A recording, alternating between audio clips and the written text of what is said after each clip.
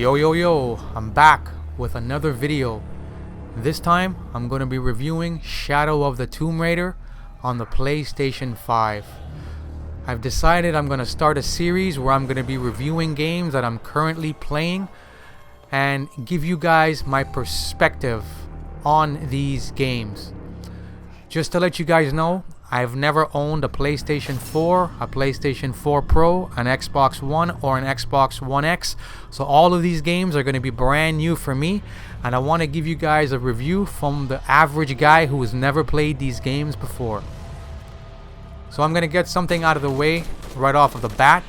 So if you do your research on Shadow of the Tomb Raider on the PlayStation 5, you're going to find a lot of posts and a lot of comments telling you that this game on the PlayStation 5 is unplayable. It glitches, it freezes, you get an error code. It happens throughout the game, and it's reported to happen when you play the game in performance mode, which is the mode that you guys are watching me play the game right now.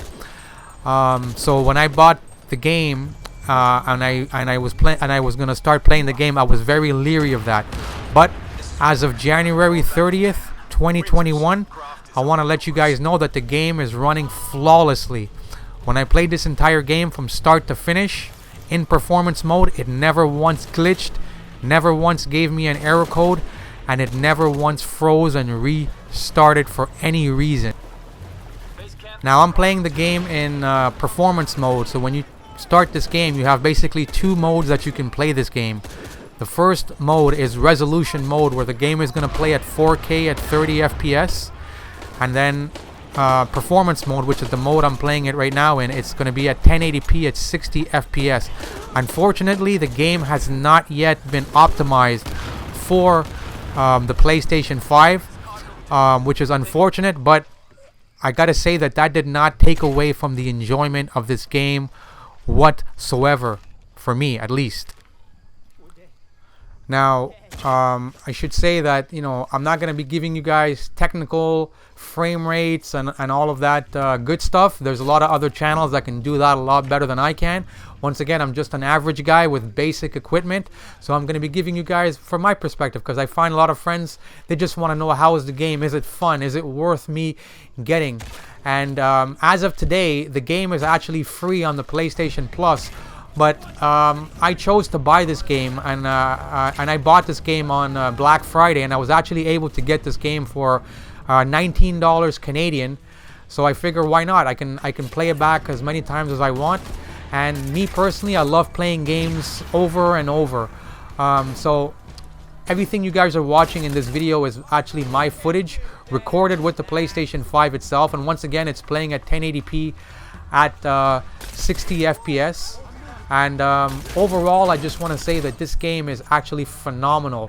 If you played the first Tomb Raider and then the sequel, Rise of the Tomb Raider, you already know those are great games. This one here is just action-packed. It's actually the conclusion to the trilogy. She's going after Trinity, which are the main bad guys in the game, if you want to call it that. So I was fresh off of playing the other two, so I had the story fresh in my head. That's why when you watch me play this game, I don't want to say I'm a master at it, but I can play the game fairly well, because I just finished playing Rise of the Tomb Raider. So even though this is the third part, they did change a lot of the moves. The gameplay is pretty much the same, but there are some moves that they added, and there are some moves that they changed. But overall, if you can play the other two, you're really going to enjoy this game a lot. Now, even though this game is 1080p, for some reason, when you play the game on the PlayStation 5 itself, it looks a lot better than when I record the game in 1080p and I watch the video back. For some reason, it looks a lot more washed out than it actually does on the PlayStation 5. On the PlayStation 5, this game looks like a masterpiece, especially this scene right here when you're seeing Laura having to crawl out from being stuck on the ground. This looks so real, and this is actually the beginning of the game. And when I first seen this, when I started, I was like, I couldn't believe how real this game looked. And this is a game that came out in 2018, so it just goes to show you that you don't need to have ray tracing, you don't need to have the 4K at the highest resolution. When the game is done right and they use proper lighting, the game looks phenomenal. And to be honest with you guys, when you're playing this game, this particular third installment of the Tomb Raider game has so much action, you're never going to be stopping and looking around and wondering, you know, what pixels they used here, what resolution. The game just looks incredible, and the experience you get with the non-stop action that you guys are going to see is just incredible.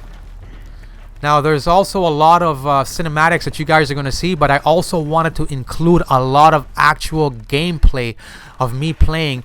And the game is filled with action sequences.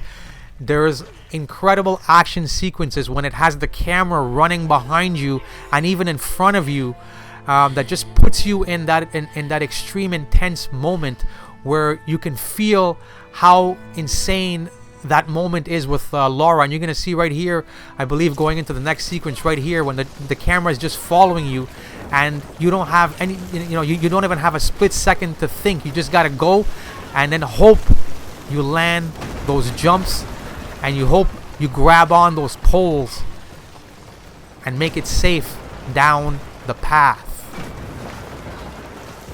This is gonna be one of those games that's really gonna show off your TV. If you have a 4K TV, and especially if you have an OLED TV, this game is going to really showcase your TV, because there's a lot of dark scenes in this game. There's a lot of scenes where they use a lot of lighting to reflect off of the rocks. There's just so much contrast in this game. Landscape areas that you're going to go into and play, that there's so much variety of scenery to take advantage. Like once again right here, if you look at the greens, the highlights, the contrast that they use, right? It's really going to showcase your TV. And right here, it's going to start an amazing sequence. This is actually one of my favorite sequences in the game, when Laura is being chased by these creatures, and you can't help it but have your heart just pump like crazy during this game. And if you've played the Uncharted series, you know what I'm talking about. And I really love the fact that, for the third installment, this game did not get dull. If anything, it got better. The action sequences were much better done. Just the overall gameplay, the overall responsiveness in this game that you have is amazing. There's never a moment where I said, oh my god, it's lagging, or you know what, I wish they would have done this. Everything that they did in this game came to fruition perfectly. And from beginning to the end, I would actually say this game is a masterpiece. And I, you know what, if you guys have a chance to play this game for free, or you guys get to buy this game when it's on sale, I highly recommend it. Even at full price, I would tell you guys that this game is an incredible game to have all around. The enemies are well thought out, and what I really liked about this game is that the puzzles in this game are really well done. You know what, they didn't over exaggerate it, and they didn't make them like, super hard that you're gonna spend your entire day thinking about how to crack it. Because look at, if you notice the action sequences when you're watching my video, this is 17 minutes of incredible action that you're watching. And I don't know about you guys, but when I'm playing a game like this, or Uncharted, or God of War, or Spider-Man, I don't want to waste 40 minutes to an hour stuck in an area wondering what I have to do. I want the action to keep going, and I find all of the puzzles, all of the secret tombs and hidden locations that you discover are very well thought out, and they never get boring. They make sure that you're part of the action all the time, and the difficulty for the puzzles, I think, is just right, because I've played some games where the puzzles are just too hard, and it's just really overdone, and you kind of get bored of it, and it takes away from the action of the. Right here is going to be one of those new moves that they added to Laura, where she's actually going to be able to use her hook, and she's actually going to be able to rappel off of it. So it's called rappel. So when you press the L1, the L2 or the R2, she's able to, right there, she's able to rappel down, and if you push down again, she's actually able to go down further, and you can swing off of that in any angle you want. So it actually creates a whole new dynamic to her ability to get from one area to another, and it's really I thought that was one of the best things that they added in the game is that actual rappel. And where I'm going to be getting to right now, there's another move that you actually earn, which is Laura is going to gain these special shoes that have spikes. And what that's going to do is it's going to actually allow her to be able to climb rocks upside down, and she's going to be able to swing left to right off the rock. So I'm coming up to one of those areas right now, and once you unlock that special boot or shoes, she's able to access a lot more areas. So right now you're going to see when I climb up there, I'm going to be actually able to hang upside down, and I'm going to be able to scroll left and right, or even jump left to right, and it's going to actually add a whole new perspective to the game and areas of the game that you can actually explore. And that's something that you couldn't do in Rise of the Tomb Raider or the previous Tomb Raider. So the game in many aspects has evolved. And I really love whenever you get to a cliff, to the end of a cliff, like you're going to see here, when she actually jumps up, it actually, it's kind of like heart-wrenching when she actually hangs there, and she hangs on one hand. You're going to see right now she's going to jump up, or it's going to come where she's going to have to jump up to the top, and right here, and she's actually going to have to hang off of one hand. And I thought scenery and cinematics like that were actually incredible. And if you actually notice, the cinematics in this game go right into the gameplay. There's times where you cannot even tell the difference from the cinematics and the gameplay. So I really like that aspect. So right there, I went straight into the gameplay, right into the cinematic, and you see right back into the gameplay.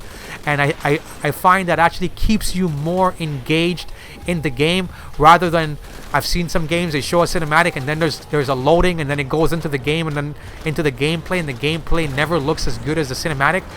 With Tomb Raider, especially Shadow of the Tomb Raider, I found there was times where I could not tell the difference. It just looked perfect. And keep in mind, this is a PlayStation 4 Pro game, Xbox One X game.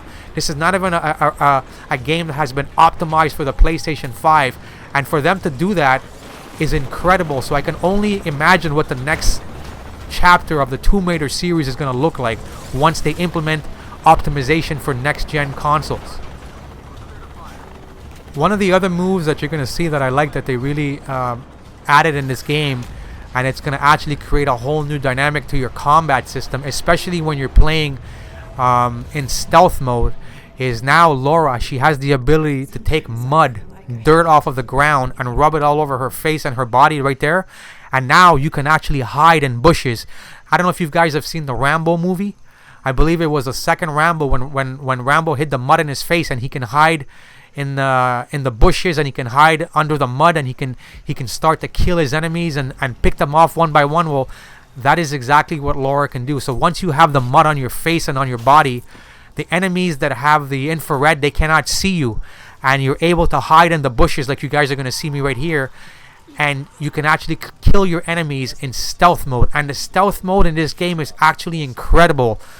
This specific area actually took me a few tries, because I was actually trying to go in there like John Wayne and kill everybody, but I kept getting killed until I realized that I had to utilize the stealth mode. I had to keep going back and taking mud and hiding them and covering my face with mud, so that the enemies would not be able to see me, just like you're seeing right now. And there's a lot of times when you actually have the choice whether you want to go in there blazing guns, or you want to go in there in stealth mode. So the game gives you the option to be able to be in stealth mode, like a Metal Gear Solid, like pretty much like what you guys are seeing right here. What I did was I'm going back and I'm taking more mud, see there, and I'm covering her face in the mud. So now she actually, if you look at her skin, it's actually darker now with the mud. And now I'm able to sneak into areas that have enemies, and now they can't see me because of that stealth factor. And in this Tomb Raider game, you're actually able to go up on the top, and if you craft a certain knife, your knife can jump down and stab your enemies and kill them in one shot, which is something that I really, really love doing, like you guys are going to see me do right here. So I'm climbing up at the top right now, and it actually locks onto the enemy, and now you're able to jump down and kill them Rambo style in one wicked blow. and that is the way that I was actually able to pass this area, because keep in mind, I'm only showing you clips from different areas of my gameplay, but this area had like 20 enemies that I had to learn how to pick off, like you guys are seeing. And right now, these last two clips are going to be pretty much nearing the end of the game. I don't want to give away too much, but right now, at this point, Laura is wearing a specific costume that you unlock from the tribe, that gives you this costume and this mask. And if you notice now, these creatures, they're no longer trying to kill me, they're actually worshiping me. So I don't want to give away the story too much for those of you who haven't played the game. Keep in mind, this is the finale of the trilogy, where Laura is going to have a resolution, because throughout the first two games she's always been chasing a Trinity, and she's been trying to find the mystery within the Trinity, and that's going to be revealed to you. So right now, this is another area. If you notice, the colors that they're using right here is really going to show off your TV, right? It's going to really show every single aspect of the TV. And right here is the last boss. I didn't show you guys the whole fight, I just showed you guys the final death blow of the game. So I hope you guys really enjoyed my review, and I'm gonna end this video by letting you guys know that if you guys had any doubts about this game because you read that the glitches that it had on the PlayStation 5, I want to let you guys know that this game has no glitches whatsoever. I'm playing the game right now in performance mode, and it has 0 issues. Now hopefully down the line, Sony goes back and they add a 4K 60 FPS patch, because I would love to see what this game would look like in 4K 60 FPS, and I would for sure 100% replay this game again. So once again, thank you guys for watching my review, and have a great day.